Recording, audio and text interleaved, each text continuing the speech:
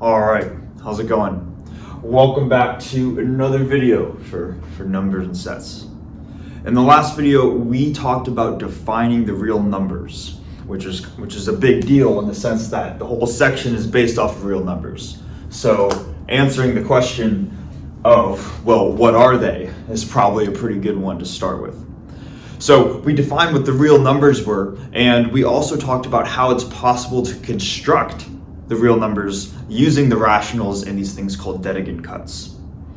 And a lot of that video was, in a sense, just so you guys as the audience could see how you could construct these intuitive number systems like the real numbers from these more fundamental building blocks and really being thorough with that process. And although we were being thorough with that process, a lot of what we were doing, we can kind of just say, okay, I'm glad that we got to see that, at least for this course, but we're not going to do too much more beyond that, but then rather just showing that it's possible to define them from fundamental principles.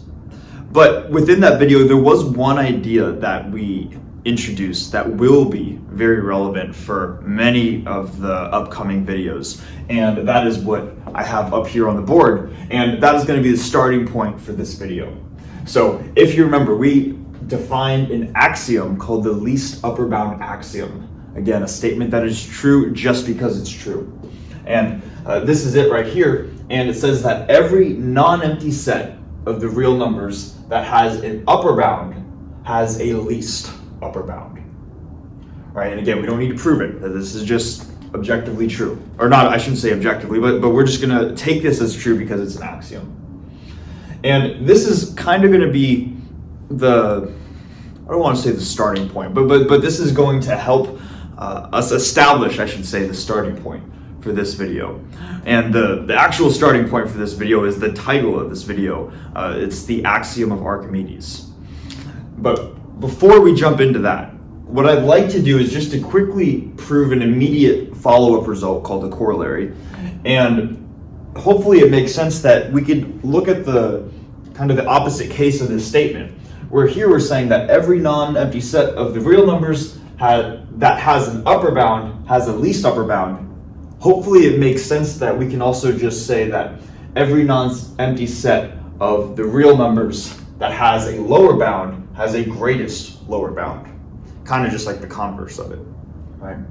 So I'm gonna write that out real quick, and then we'll just show that both statements hold, just so we see that there's nothing inherently special about upper bounds and least upper bounds, and that they're somehow better than greatest lower bounds, because they're on equal footing.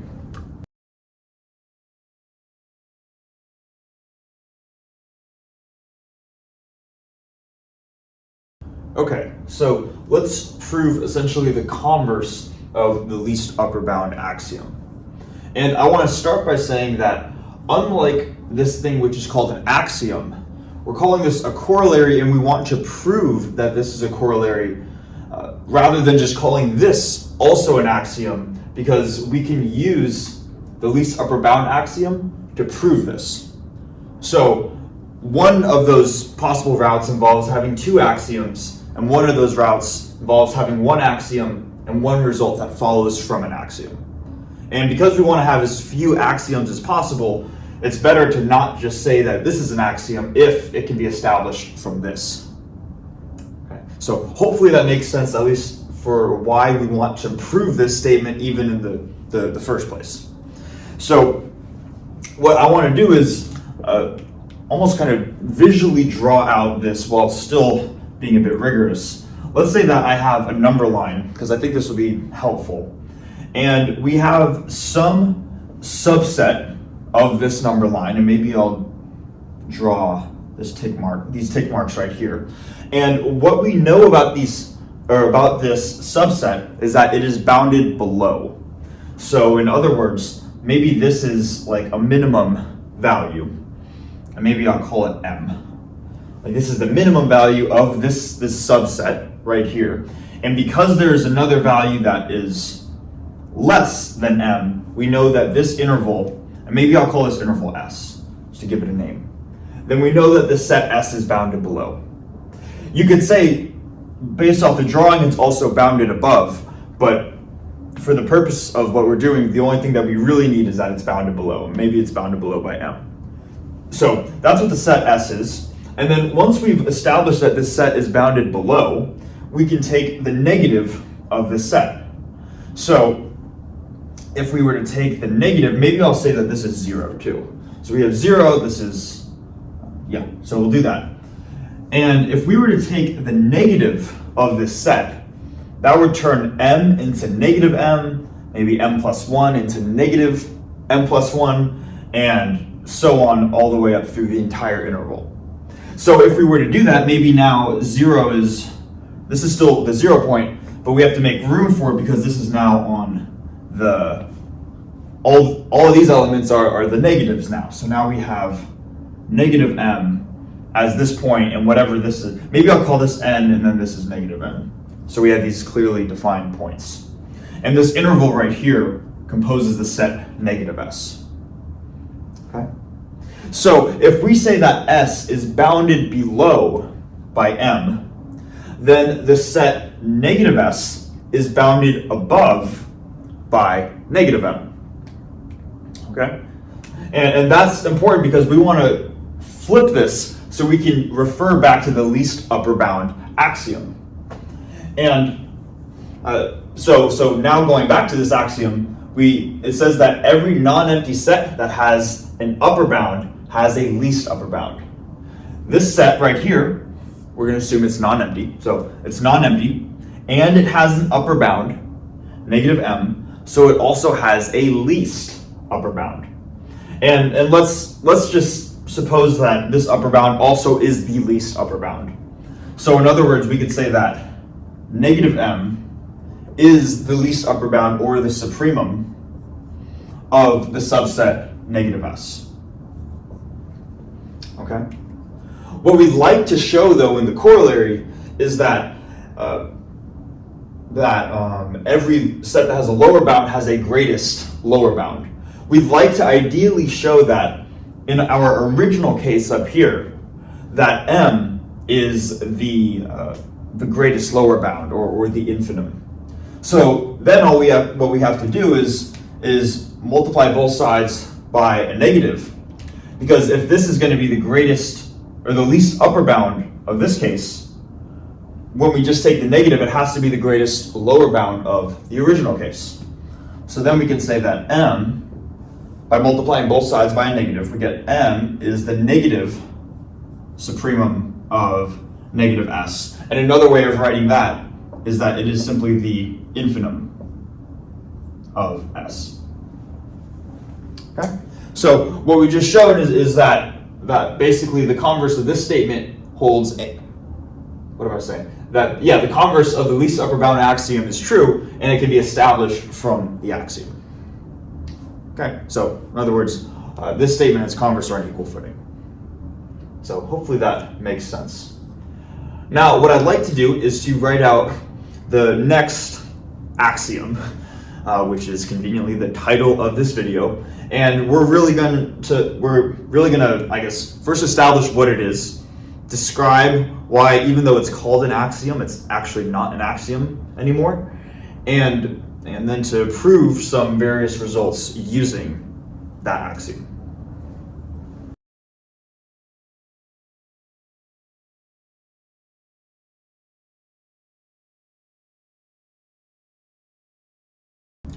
All right, so we have arrived at the axiom of Archimedes. And I think before we go through proving this, the fact that I even say that means that it is not an axiom if we are going to prove it, right? And it's called the axiom of Archimedes because Archimedes originally thought that this was an axiom, but it turns out that we can use the least upper bound axiom to prove this thing that was so-called an axiom. So if this can get established from something else, then it's no longer an axiom. It's no longer true just because it's true. It is true because of the least upper bound axiom. Okay, so that's why I put the little quotation marks around it, and that's why we're actually going to verify this statement. Okay, so let's go through it. It says, given some real number little r, then there exists a natural number, little n, where the natural number is greater than whatever real number you picked. Okay? So let's go through proving this. And to do this, we're gonna do a proof by contradiction, and we're gonna assume the opposite, where we're gonna say that maybe there does not exist an n, where n is greater than r. So if there is not a natural number greater than whatever this little r is, that means that r is larger than all the natural numbers, right? So another way of saying that is that r is an upper bound for the natural numbers. So let's maybe first write that r is an upper bound, of the natural numbers. And we also know some examples of natural numbers. So like numbers 1, 2, 3, 4. These are all examples of elements of the natural numbers. So therefore we know that the natural numbers are non-empty. Let's write that. And this might seem like, okay, well this seems obvious, but hang with me for just a second. So n is non-empty. Because the reason why we're going through these criteria is because these are the two criteria required by the least upper bound axiom, right? We remember that the least upper bound axiom requires the subset to be non-empty and to have an upper bound. So if both of these are satisfied, which we just checked, and that's the reason why we explicitly check them, then therefore n must have a least upper bound. If it has an upper bound, then it has a least upper bound, or a supremum. And we're going to call the supremum of the natural numbers s. So we're going to denote s to be the supremum of the natural numbers. Okay. So if s is the supremum, or the least upper bound of the natural numbers, then that means that any number less than this should not be an upper bound. If this is the smallest upper bound, there can't be one smaller than that. So if s is the smallest upper bound, or the supremum, then that implies that s minus 1 is not an upper bound. Right? It is not an upper bound. Okay. And we might be saying, okay, that definitely makes sense. But let's think about the implications of that. If s minus 1 is not an upper bound, we should remind ourselves, what does it mean for something to be an upper bound? Well, if we have a number line, and I'll draw it right here, and we have some subset denoted by this interval, an upper bound, which could be represented by that dot, is going to be greater than all of the elements within the subset. So if s minus 1 is not an upper bound, that means there are some elements in this subset which are larger than it in the first place. That's what it means to not be an upper bound. So what I'm trying to say is that this statement tells us that then we can say there exists maybe an m that is larger than this thing that is not an upper bound. There exists a number in the intervals, or in the interval of natural numbers that is greater than this thing that's not an upper bound. So there's an m where m is greater than s minus 1, like this. Okay, hopefully we're still following. Now what we can do, because we're working with the natural numbers, is we know from its axioms from Peano's axioms that we can add 1 to both sides, and that would end up giving us the quantity m plus 1 is greater than s. We know that the natural number should be closed under addition, which means that if we add anything to any natural number, we should get another natural number. So m plus 1 should be a natural number. Right? If m is a natural number, adding 1 to it should also be a natural number. We know that m plus 1 is an n. But if m plus 1 is a natural number, and it is greater than s, let's remind ourselves now what s was. S, we said, was the least upper bound. of the natural numbers. In other words, s should be greater than or equal to all the natural numbers. But if we just found a natural number that is greater than a supposed upper bound, then this can't be an upper bound. Well, we said it was an upper bound. So we have a contradiction. And our contradiction lies in our original assumption, where we assume that there is an upper bound of the natural numbers. Okay? Hopefully that makes sense. And I think intuitively this should absolutely make sense as well. For example, if basically what we're saying is whatever real number you pick, you can always find a whole number or a natural number that is larger than whatever real number you pick. If the real number that you chose was a whole number, say a billion, you can always add 1 to it. You can always get 1,000,001.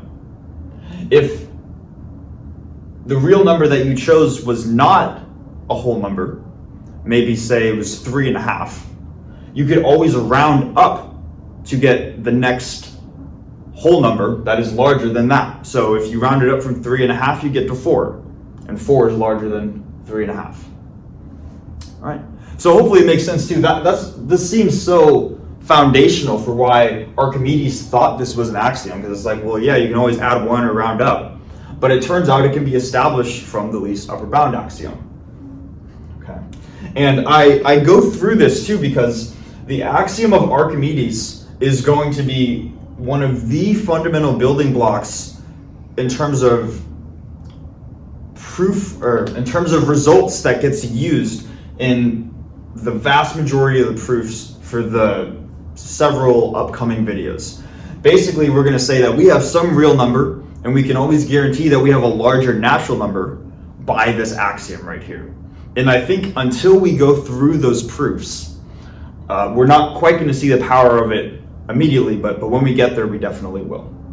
Okay. So, anyways, that is the axiom of Archimedes. What I'm going to do now is erase the proof part, and then we'll start going through some results that require us to have this axiom of Archimedes, and we'll start to see the power that it has.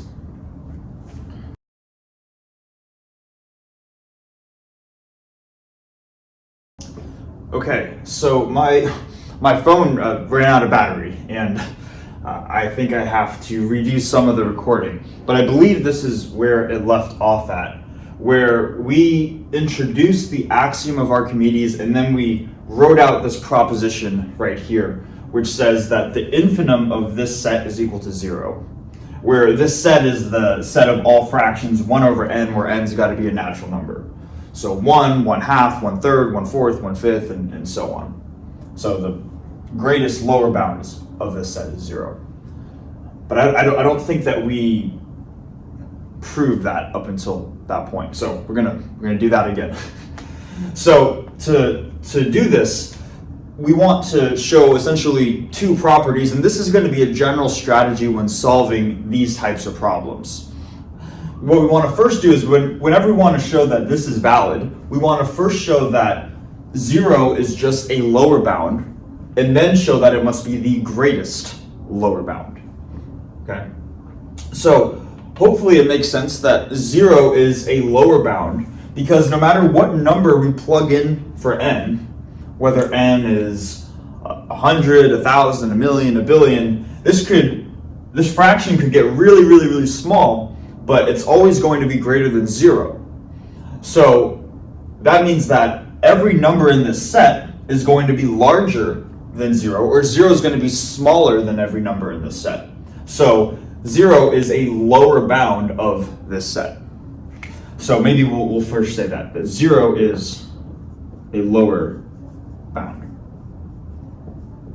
But we don't want to just show that 0 is a lower bound, we want to show that it is the greatest lower bound. And what we'll do is we'll say that a lower bound, or any other element that has this form, essentially cannot be a lower bound, and therefore 0 has to be the greatest one. Here's what I mean. Let's say that we have a real number r. So r is an r, and it has the property that r is greater than 0. Okay. And what we want to do is we want to conceptually think of R. We could think of it as any real number, but it's useful to think of this as a small positive number. So maybe 1/100th, 1/1000th, 1/1,000,000th, whatever, some really tiny small number. So if R is a small positive number, then 1 over R should be a really large number. 1 divided by something small is going to be really large, right? So we have some large number right here, and this is a real number. And we say, okay, of course, right? But that's useful because the axiom of Archimedes tells us that there is going to be a natural number larger than whatever this thing is. So there should be an n that is greater than whatever this real number is. All right, and that's where this axiom comes into play. And we're going to see this happen repeatedly. So if this is true, I can multiply r to the other side, divide n to the other side, and when I do that, I get that r is greater than 1 over n. And because 1 over n is in this set right here, maybe I'll call this set S for set, that means that what am I trying to say? That means that r is going to be greater than some element in the set. So if it is greater than some element in the set, it can't be a lower bound, because the lower bound has to be less than every element in the set, less than or equal to every element in the set, right?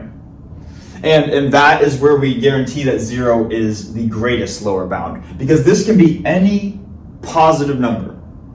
It can be as small as you want, but as long as you have some positive number, you're guaranteed to have a fraction, 1 over n, that is smaller than that positive number, right? So therefore it can't be a positive number can't be a lower bound. Therefore the next candidate after all the positive numbers is 0, so 0 is the greatest lower bound, or the infinite. Okay. That is a type of argument that will get used a lot. So we're going to be doing this repetitively, and hopefully after several repetitions, this type of logic will begin to make sense. Okay. So that proves this statement. We're going to just continue and go through a couple more examples showing the usefulness of the axiom of Archimedes.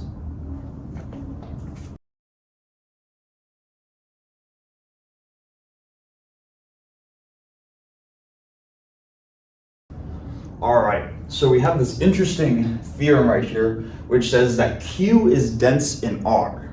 So the rationals are dense in the reals.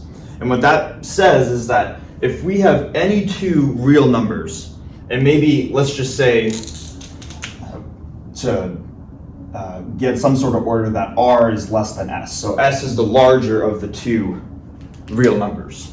But given any two real numbers, there's going to be a rational number Q that lies between those real numbers.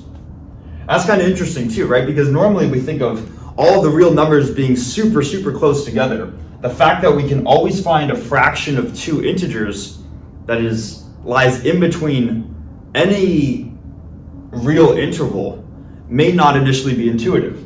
At least I found this surprising when I first learned about this. Okay. And the way that we can show this relies heavily on the axiom of Archimedes.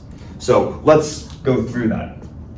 First thing that we're going to do is that if R is greater than S, and let's also just assume that R is greater than or equal to 0 to keep the math relatively simple in terms of not having too many negative signs.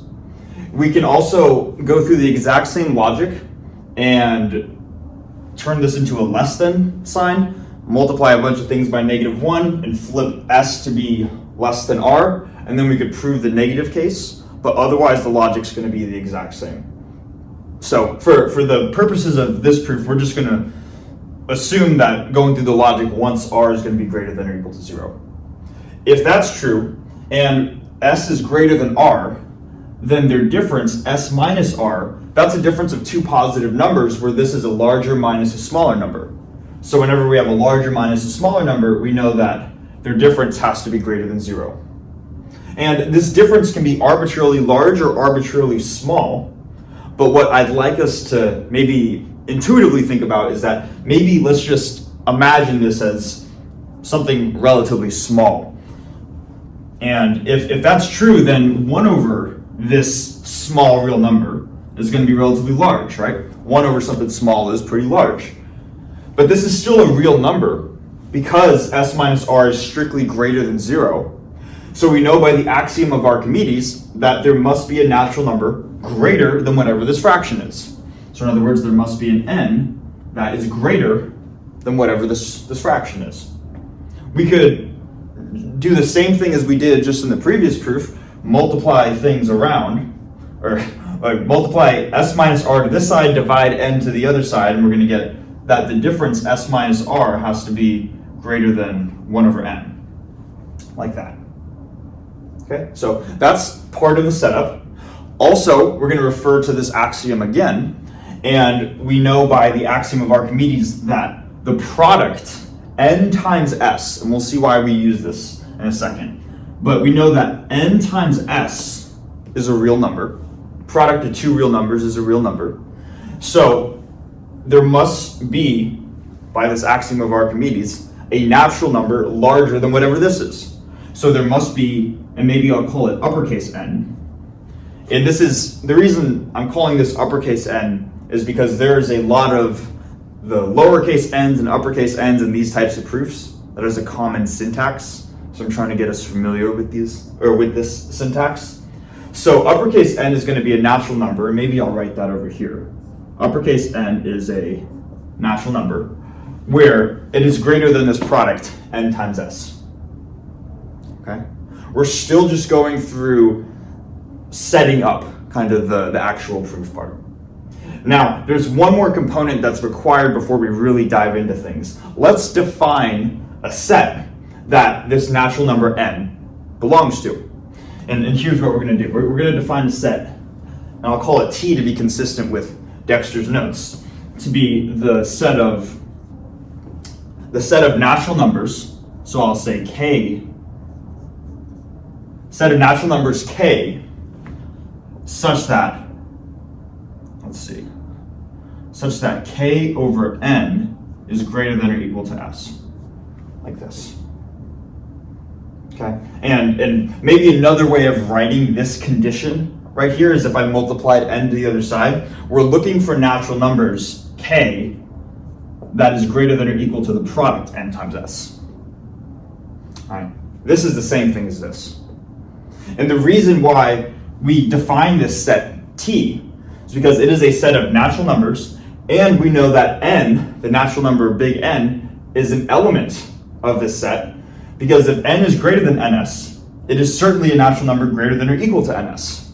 So from this, we know that, maybe I'll write it down here, we can say, so n is an element of this set T that we just defined right here.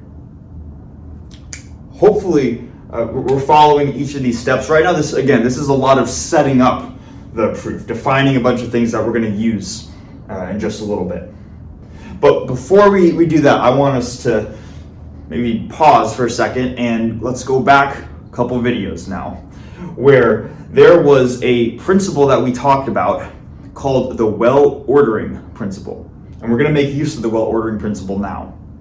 And in case we don't remember what that is, I'm going to write it out here, and then we'll see why that's going to be useful for proving this.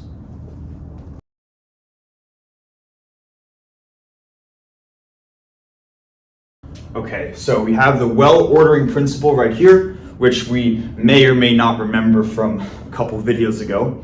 But here's what it says. It says that every non-empty subset of the natural numbers has a minimal element.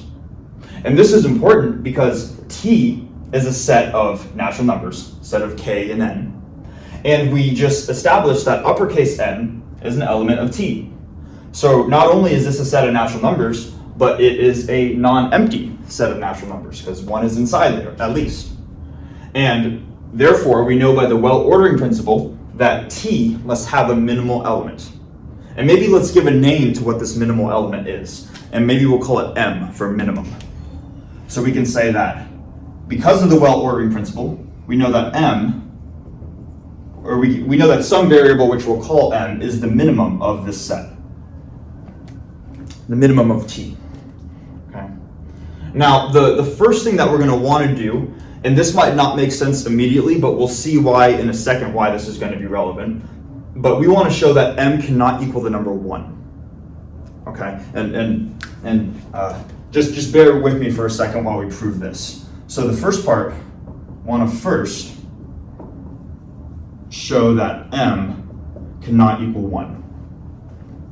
Because let's suppose that m does equal 1. The minimum element in this set T is the natural number 1. Well, if that's the case, that means we could plug in 1 in for this k, and that this inequality would be true. So if this were, so let's write this. If m did equal 1, then 1 over n greater than or equal to s. Okay. However, we know from our setup, all of this over here is the setup information, we know this inequality specifically is true. So we know that 1 divided by n is less than s minus r. So maybe let's write this. But 1 divided by n less than s minus r. And if r is a non-negative number, then it's either going to be 0 or a positive number. That's what we assumed in the very beginning. So when we take s minus r, we're either taking s minus 0, which is s, or we're taking s minus a positive number, which is less than s. So whatever this difference s minus r is, it has to be less than or equal to s. So this has to be less than or equal to s. So then combining the leftmost and rightmost part of this inequality chain, we end up getting that 1 over n is strictly less than s. But we said that under the assumption if m was 1, it had to be greater than or equal to s. But this contradicts what we already stated was true over here, where we said that it has to be less than s. So therefore, m cannot equal 1. Okay.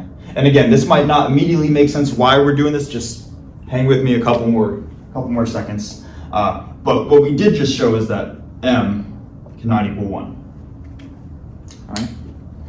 Now let's get to the part where we are actually showing this part of the proof. And that was from a previous take that did not, where I made a verbal typo, so I'm gonna erase that. But what we want to do now is we want to define this rational number q. And we're going to define it in a way where this is useful. So here's what we're going to do. We're going to define a rational number q, and we're going to define it as m minus, whoops, not m minus n. We're going to define it as m minus 1 divided by n. And now the reason why this is important, m not being 1, is that if m is not 1, then this numerator cannot be 0. So q is going to be some rational number which is not equal to 0. And we'll see why that's important as we go through the rest of this proof. We're calling this q because this is going to be the same q that is less than s and greater than r. So for the remainder of this, if we can show both of these cases, then we'll have solved the proof. And it doesn't really matter which one we go through first, but we do need to go through both cases. Maybe we can start by showing that q is less than s. Doesn't really matter. But let's do that. Let's say that, let's try to first show that q is less than s, and maybe I'll write this down here. We're going to, on this part of the board, we're going to show q is less than s. And the way that we can do this is by referring to how m was defined. M is the minimum element of this set T right here. So if m is the smallest number in this set, there can't be any number smaller than the smallest in the set. In other words, m minus 1 cannot be in this set, right? So what we can start by saying is that this quantity m minus 1 is not an element of T. And this is important because we now know that if m minus 1 is not in here, then there's something we can say about this number, m minus 1. Rather than m minus 1 over n being greater than or equal to s, since it's not in here, it has to be strictly less than s. In other words, we have to have that m minus 1 divided by n is strictly less than s. And if you remember how we defined q just a little while ago, q was this fraction m minus 1 over n. So we have q is equal to this thing that is less than s. And that satisfies the first part of this inequality chain. So this part, q being less than s, is satisfied. Okay? So a lot of pieces going on, right? But hopefully we can pause the video if anything is unclear between the setup over here and just the individual steps over here. I think some of the individual steps by themselves might not be so bad, but it's just so many of them in rapid succession. But we're doing good. All we have to do now is to show that r is less than q, and then we'll be done. So maybe I'll go over here and say that the remainder of the board is to show that r is less than q. And for this part, we can do a proof by contradiction. Let's suppose the opposite. Let's suppose that rather than our rational number q being greater than r, let's assume that it's actually less than or equal to r. So let's assume that q is less than or equal to r. Make that a little bit better. That q is less than or equal to r. Well, then what we can do is we can substitute what q is into this inequality right here. If this is true, then we must have that m minus 1 over n is less than or equal to r. And from here, we can split up this rational number into two separate fractions. Another way of writing this condition is that m divided by n minus 1 divided by n is less than or equal to r. Okay, so just using definitions up until this point. Now, I know there's a lot going on, but we're going to go back over here once more, and we're going to use this specific piece of information that s minus r is greater than 1 over n.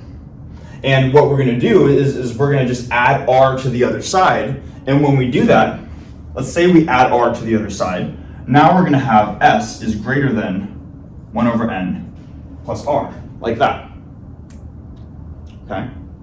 So that's going to be useful, and if we have 1 over n plus r over here, let's also try to get 1 over n plus r over here.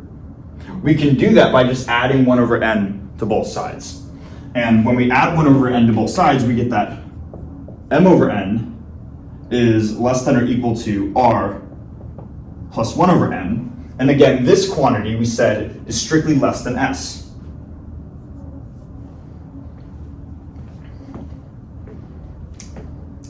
Okay, so if this is true, we just do the same thing by looking at the leftmost and rightmost part of the inequality chain, and we get that m over n has to be strictly less than s. Let's write this. So m over n is strictly less than s. And at this point, we've arrived at a contradiction, because we said that m, in the very beginning on how we defined this, m was the minimum element of T. M was the smallest natural number that when plugged into here was greater than or equal to s. But when we assumed this, now we're saying that m divided by n is less than s. So we arrive at a contradiction. This tells us that m cannot be in this set T right here. And we could say, so m is not in the set T under this assumption, which is a contradiction. Therefore, the opposite has to be true, where q is strictly greater than r. So then we can say, so therefore, q is strictly greater than r. And if we showed that q is less than s, and now q is greater than r, that solves both components of the inequality chain, which solves the proof. Okay. So a lot of pieces going on, but really the individual steps by themselves are not super important to remember, but it's the overall idea of what we just showed. That if we have any two real numbers on the number line, no matter how far apart they are, no matter how close they are, we can always find a fraction of integers. We can always find a rational number that lies in between those two real numbers. And that will be important for many problems to show that in various problems we might want to ask, is there a rational number in between there? The answer is in between, or within any real interval, the answer is always going to be yes. Okay? Or I should say non-empty real interval. Anyways, hopefully overall message makes sense and the individual steps make sense. What we're now going to do, we're going to erase the board and we're going to go through one more result and then we'll probably call it for this video.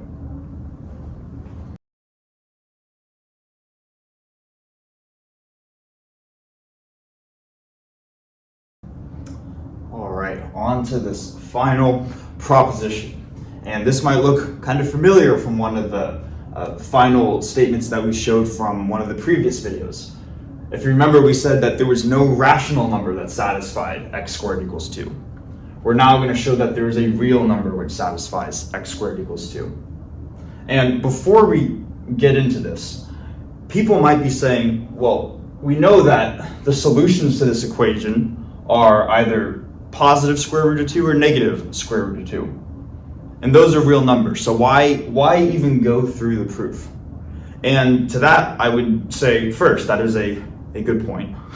I understand where you're coming from, but also let's keep in mind that a lot of times with solving problems in pure math, the main goal is not that end result, and we want to avoid that just looking at the end result mentality, but rather look at the process along the way.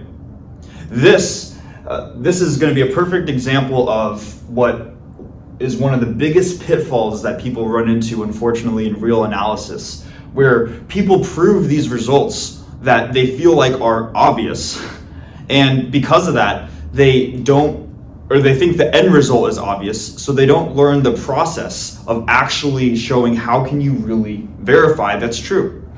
And because of that, they don't learn the fundamentals, they don't learn the act of going step by step by step, which is the point of doing pure math. And what inevitably happens is once you get to problems where maybe the result is not super obvious, then they don't have the fundamentals to back themselves up. So what I would say here, and going forwards, this is going to be a thing for the next couple of videos, even if the overall claim itself might seem obvious, the benefit of doing the problem is not in establishing the result always. A lot of times it's establishing, okay, how can we work through these types of problems for when we get to problems that might not be so obvious. So we have that foundation to help us. Just my little tangent, okay? Regardless, let's actually show how we can guarantee there's a real number that satisfies x squared equals 2 by proving this. So what we can first do is we can first define a set S for set. And S is going to be the set of real numbers, so the set of real numbers such that r squared is less than or equal to 2. Okay? Now, we know that 0 is a real number, and 0 squared is 0, which is less than or equal to 2. So we know that 0 is an element of S. And because 0 is an S, that means S is not empty. So S is not the empty set. And a lot of times, you just need to pick a straightforward case just to guarantee and just to show, just to establish that your set is not empty. Okay? So we know that the set's not empty. And then we also know that 3 is a real number. And if 3 is greater than 2, then even if we assume we don't know what the square is, if 3 by itself is greater than 2, the square, whatever it is, it's 9, but whatever it is, absolutely has to be greater than 2. So we also know that 3 is an upper bound. And the general strategy, what I'm doing here, is setting up the requirements for the supremum axiom. That's not coming to my, what's the name? That's not, the least upper bound axiom. That's That's what I'm looking for. Doing a lot of math and your brain gets fried sometimes. But we're setting up the conditions for this least upper bound axiom. We have a set that is non-empty, and it also has an upper bound. Therefore, by the least upper bound axiom, it has a least upper bound, or a supremum. And let's give that a name. We could call whatever. Let's call X to be the supremum of S. So the first stage was just to show that a least upper bound exists. Now, if you remember from the previous video, part of how we constructed real numbers, not how we think about them, but how they were constructed, is they could be possibly constructed from a set of Dedekind cuts. And this was often the left subset of the Dedekind cut. So this ideally is going to try to show that the supremum has to equal the square root of 2. Or in other words, x squared has to equal square root of 2 squared, or 2. Okay, that's a lot of words. But what we're going to do now is we're going to say that we know that 0 is an S. So x has to be greater than or equal to 0. And we know that 3 is an upper bound, so x has to be less than or equal to 3. And then we can say, all right, if x is within this range, we can break up x into 3 possible cases. We can break up s into x squared is less than 2. We can break it up into x squared is equal to 2 as a real number. And we can also break it up into x squared is greater than 2. And let's keep in mind the overall main goal. We're trying to show that there's a real number that satisfies x squared equals 2. We're trying to show that the supremum of this set has to satisfy this.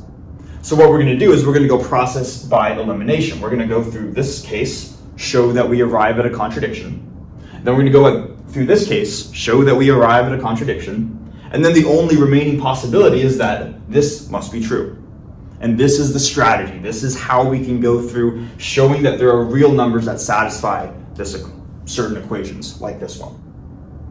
Okay, so let's start with this and show that there's a contradiction when we say that x squared is less than 2. The way that we can do this is we can define another variable, and we'll call it whatever, we call it t.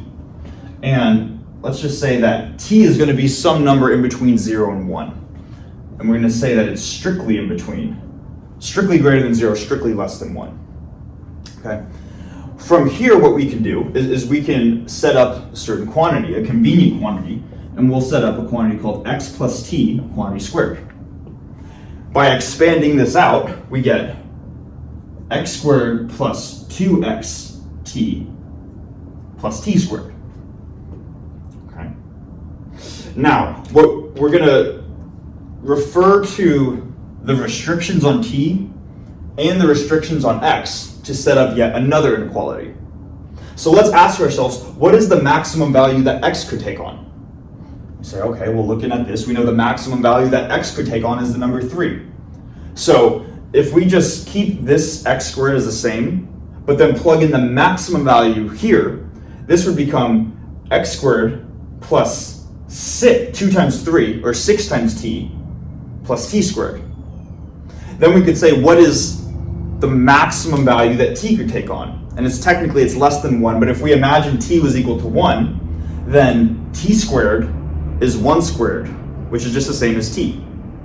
But because t has to be less than 1, then we know that t squared has to be less than t. Whenever you multiply two numbers less than 1 by each other, you're going to get yet a smaller number. So what I'm trying to say here is that we know, based off of the restrictions on x and t, that this quantity needs to be less than x squared plus 6t plus t. Or in other words, just by adding the t's together, we're going to get that x squared plus 2xt plus t squared is less than x squared plus 7t, like this. All right? So hopefully this makes sense so far. Now what we're going to do is we're going to pick a very convenient choice of t. Right now t is just some arbitrary value in between 0 and 1, and it can really be any value in between 0 and 1. all right? But we're gonna pick t. I wanna make sure I get the signs right here. We're gonna pick t, and we're allowed to do this because it can be any value so far, but we're gonna set t to be less than, make sure I get this right, 2 minus x squared divided by 7, okay?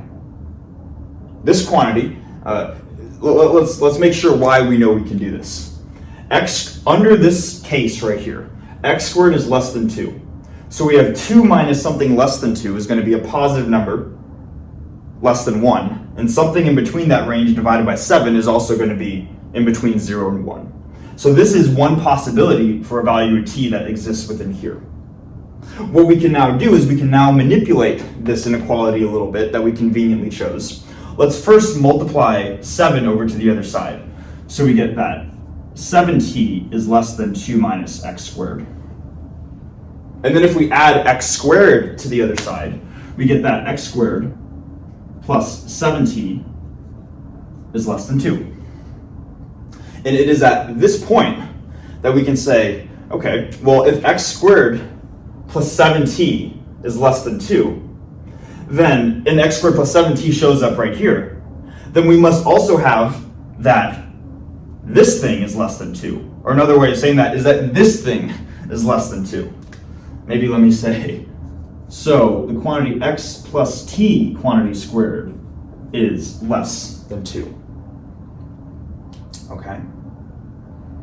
Now, what this tells us is that if x plus t quantity squared is less than 2, we have found a number, x plus t, that exists in our set. If this number squared is less than 2, that it is a real number that when squared is less than or equal to 2. And we could say, okay, maybe let me now just come over here. So this tells us that x plus t is an element of our set S. But it is at this point where we arrive at a contradiction, because we said in how we defined x that x was the supremum of S. In other words, x was the least upper bound of S. So if x by itself is greater than or equal to all the elements in S, then x plus a positive number, x plus some positive number, should be strictly larger than all the elements in S. So if this is an upper bound of S, it can't be an element of S. So we have a contradiction. So contradiction. Okay? And what we've just shown is that by making this starting assumption, we arrive at a contradiction, so this cannot be true.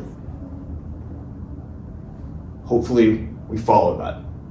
We're going to now apply some similar logic over here to show that the x squared is greater than 2 case also arrives at a contradiction. So let's do the same thing, and we'll say that t is going to be in between 0 and 1. Maybe I'll just rewrite that.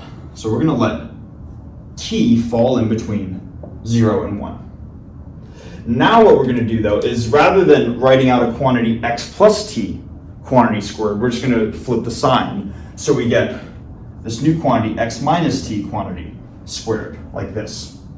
And if we expand this out, we get x squared minus 2xt minus t squared. Now, this